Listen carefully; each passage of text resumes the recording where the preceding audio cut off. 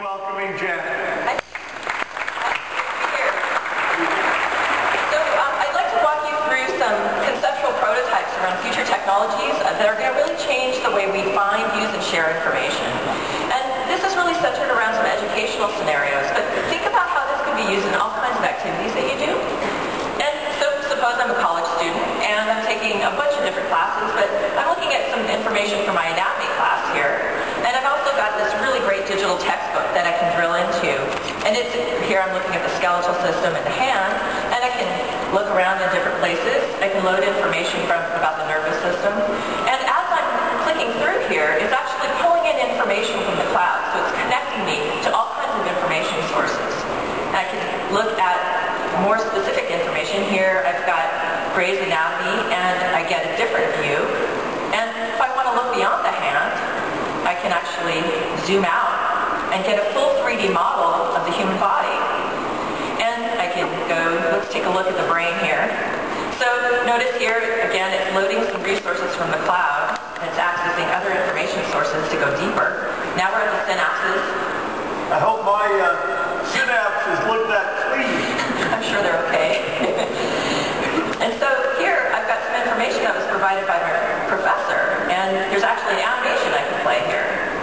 And so it's really something that I can explore and do whatever I like here. And oh, here, my colleague, Patrick says, check out my drawing. So imagine that Patrick might know that I'm actually online now and exploring this section of the model if we're working on a project together. He's asking me to take a look at this picture that he's drawn over the weekend. So the types of social networking that we're doing today are really going to be more deeply integrated and very useful to all the different kinds of activities. I've also got a bunch of other resources, so we think about all the information available to us, and it can get a little overwhelming. So what's happened is the system has actually anticipated the types of resources that I might want to use while I'm browsing this, and according to my preferences in the studies, and they're color-coded according to what's more relevant, so the green's more relevant to my classroom. If this is too much, I can actually filter and just look at the stuff in my study group. Let's see what they're asking us to look at. This one looks kind of fun. It's caffeine in your brain. So this is a simulation that somebody else wrote using the models that are provided in the textbook here. So that's my brain on Starbucks, basically? Yes. And so here we can, here's your brain on Starbucks. That's my fourth ice tea today. So the person wrote a nice slider here. And like the other information, it's kind of tracking, okay, this isn't that related to my studies, but if I want to look at something a little bit more related here, this is a paper from the National Institutes of Health. So with papers, sometimes it's hard to know if you really want to explore them. So here again, the software is helping me out. This is actually a semantic analysis of the whole paper. This map was created using algorithms from Microsoft Research, and it's showing me how all the different concepts of the paper are related to each other, as well as to what I'm working on. Just by semantic analysis of the document itself. Yes. And so we can use that too if I want to go ahead and look at the text. That similar analysis can be used to highlight the paragraphs that are more relevant, and that way I don't even have to do that myself at the beginning. If I get a little more information about this, I can see that actually it was originally written in Japanese. So machine translation has already provided that information for me, and it's transparent to what I want to do. If I want to save that as my notes, it loads it into my notes.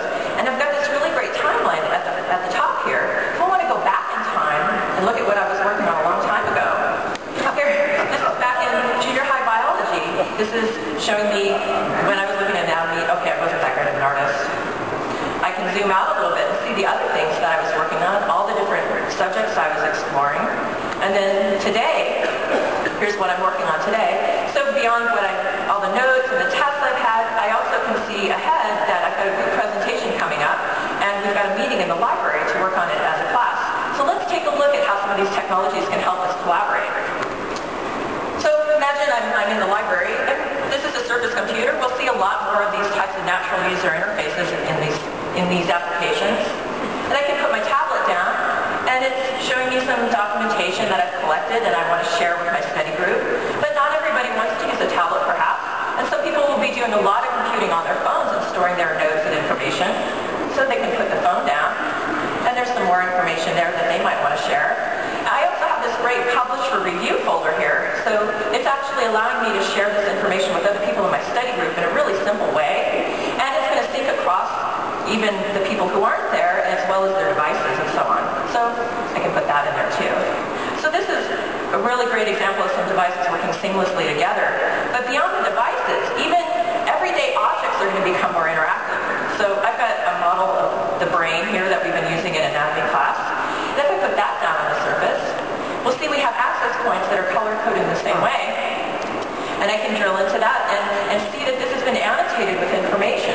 So that might have been done by my professor, perhaps other students, or by the manufacturer. All right, so this was looking at future software on kind of current hardware, but we've also been playing around with some new types of displays. This is actually a flexible display.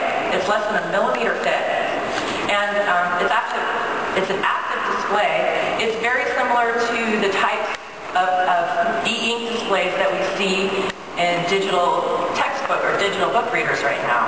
So we see these displays evolving into color displays, something that you could probably roll up into your backpack or fold and take it with you and use it perhaps with your phone or wherever you need a display. So the future of the way I'll do reading will really be on one of these nice white digital screens. Well, and this could become the future Surface.